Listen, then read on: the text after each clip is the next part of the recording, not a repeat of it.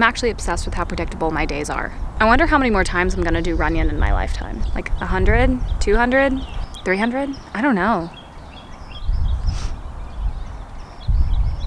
I guess I gotta enjoy it while I can, huh? But the birds are going crazy today. I don't know what's up.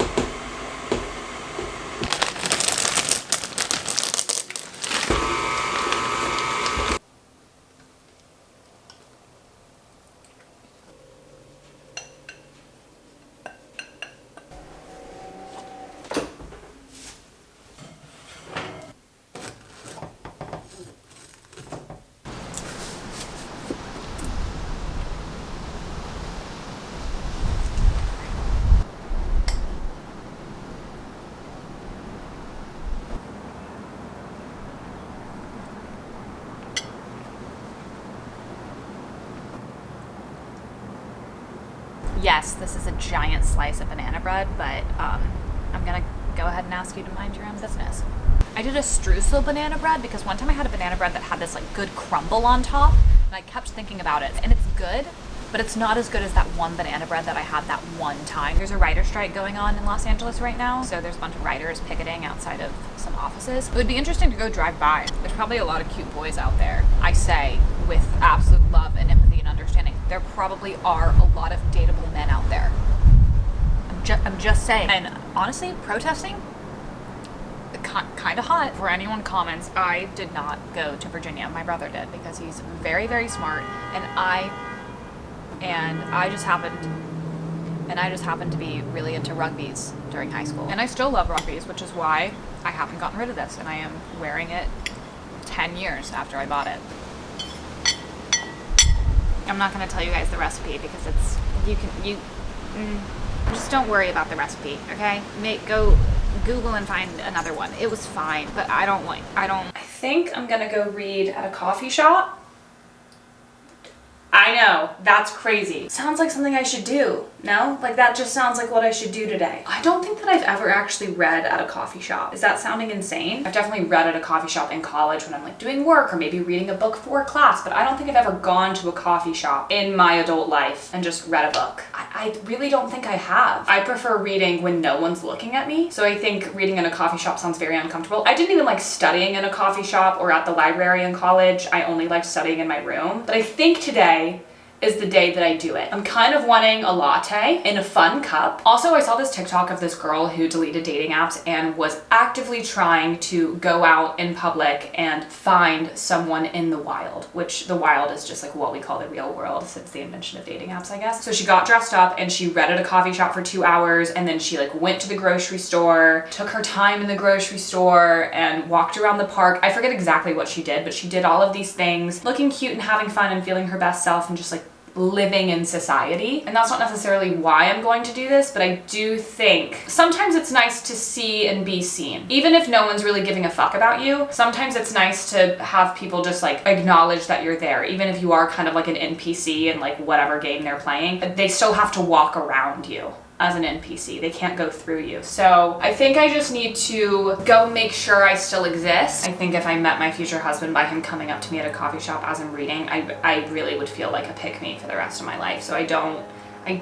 This is the book that we have selected. There's really no rhyme or reason to what I select. I go out to our bookshelf and I kind of grab something and I think, sure. So what this book is kind of about is that this girl has her life together, okay? She's about to land the perfect job, about to get engaged to her boyfriend. She accepts his proposal. She is like on top of the world. She has her whole life planned out. She goes to bed. She wakes up in a different life 5 years in the future. Everything's different. Different man, different apartment. So the girl that has everything planned out suddenly isn't quite sure if her plan is really what she should be doing after having this dream vision or whatever you want to call it. I'm not this girl. I don't have a plan. This is an issue that like I just wouldn't have. She wakes up with a different ring on her finger. Engaged twice in the span of 5 years.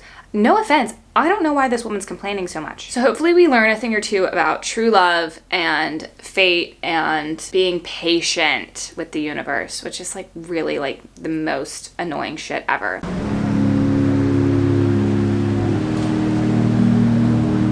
I actually got a gorgeous spot, kind of like tucked away in the corner. I got a honey vanilla latte. It's a good amount of people. It's not too crowded. I was really nervous, but just crowded enough that I feel like I have company.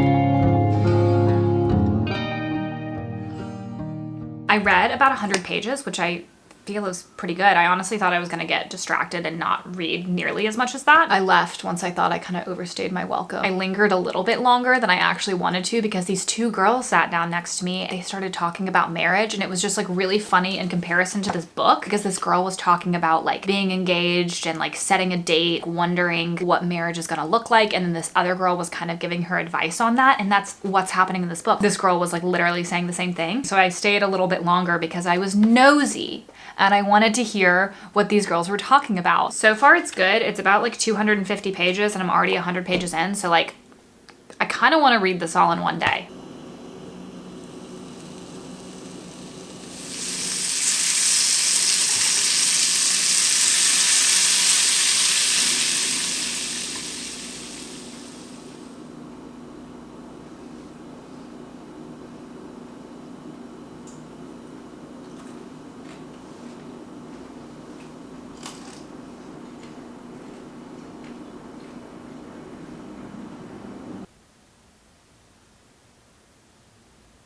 I have around 15 pages left. I've cried a decent amount, but I think I'm realizing that most things make me cry. So take that with a grain of salt.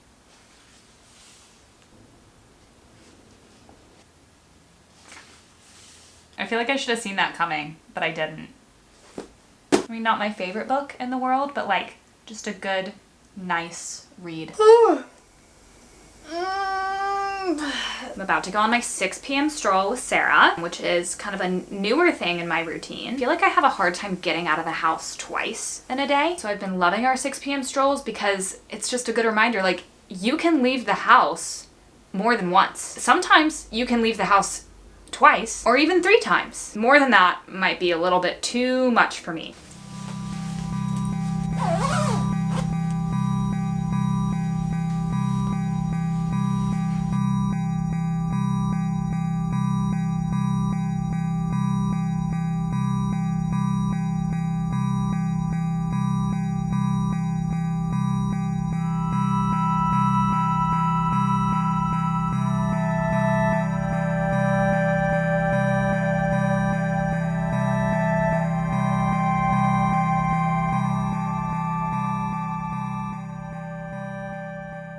So what we have here is some pesto pasta with tomatoes and burrata on top. Because if you watched my last vlog, you remember that Sarah and I walked by this place called Burrata House, and on their menu they had a pesto pasta with burrata. And I was like, I can make that at home.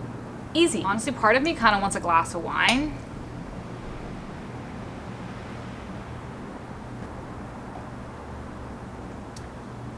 Ugh, cheers.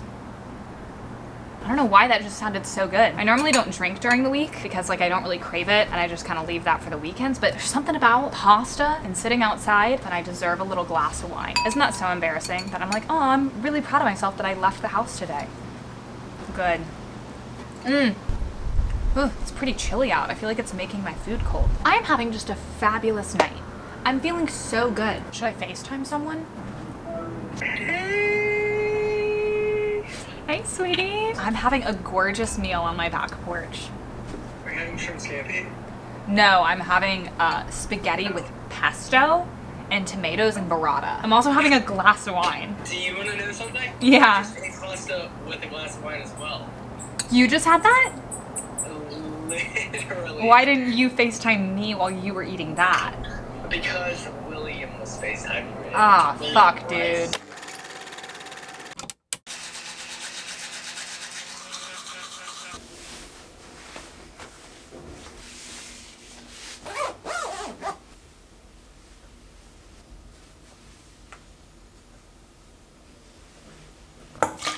Oh, shit.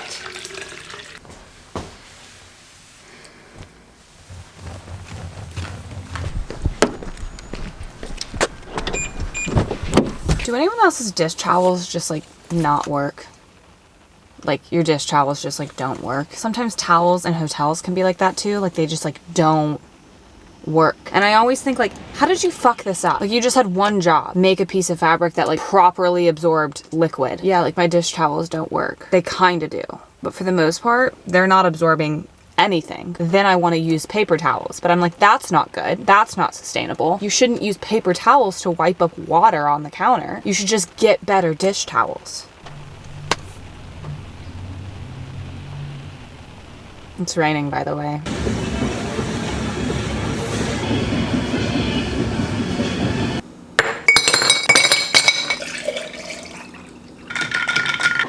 I'm in Santa Monica going to this store called knix, K-N-I-X, and they have some of my favorite leggings. I like Lululemon and I like this brand, knix. They have a store in Santa Monica. Didn't know that they had a store. I really just thought that they were like totally online. So I'm going to the store in person and I'm really excited to kind of like see what they have, get some leggings, kind of treat myself to like leggings without holes in them and kind of see what else they have. It was cold and rainy this morning, but now it's like kind of hot and sunny. So I feel like my outfit isn't kind of the vibe. Maybe it's kind of windy because the ocean's over here. I may or may not look like a dumbass.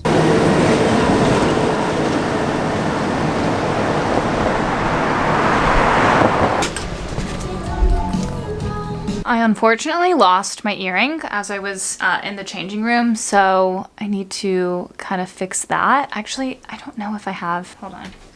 I have this one that's a cowboy boot. Post is bent on it, which is why I don't wear this one anymore. But maybe I can straighten it out. This is probably gonna also fall out. It must have gotten ripped out when I was like pulling my clothing over my head. The one that I lost was a skull. I mean, I kind of have hope that maybe it's like somewhere in my clothes, but okay. Well, we'll see what happens there. It's not really brown. It's kind of like a purpley brown. It almost looks like a bruise. And I love it. I have these exact leggings in black. I've been wanting a brown set because I don't really do well with leggings in lighter colors. I try to stick to black and navy blue. I don't really want to do like a light blue or a white, a bright yellow. You know, I feel more confident in the darker shades. And so I've been wanting brown because it's a darker shade, but it gives you like a little bit of style, a little bit of intrigue. But the deal is that I have to get rid of the leggings with the hole in them that I keep wearing. So, oh my God, these have a hole in the thigh. I tend to be the kind of person that like stays in the house until it's burning down in all aspects of my life. So we're trying to get better about leaving before things get really bad, you know? Before this hole gets bigger, leave. When you start to smell smoke, leave.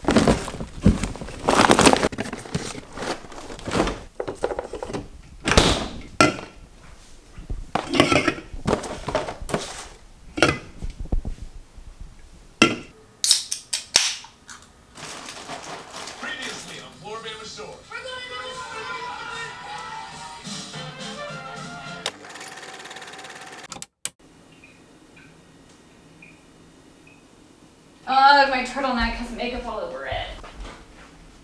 They didn't really put much chicken in here. Our friend Kaylin is leaving town for like a month, so we're all getting together tonight to have one last hurrah before she leaves.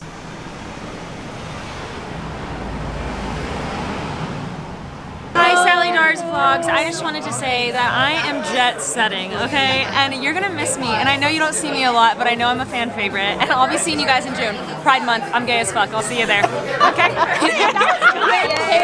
I know everyone likes you the most, but I'm coming for season 2, okay? I'm getting written into season 3 a little little bit more. Hi, my little vloggy babies. Yes, she knows they love her. They eat me up. But after this writer strike, Sally Darr's gonna write me back into this story, and I'm taking over season 3, okay? You wish. Hey, Sally Bud. Hey, Sally Darr. I just asked Tristan if he had to pick a girlfriend here, who would he pick, and he said you. Wait, really? You think No. I said Kaylin, but I said if Sodi and I dated, we would just fuck with each other way too much, and it would be exhausting. He's being nice. He didn't say me. Love you like a love song, baby. Ew, I don't like when you do that.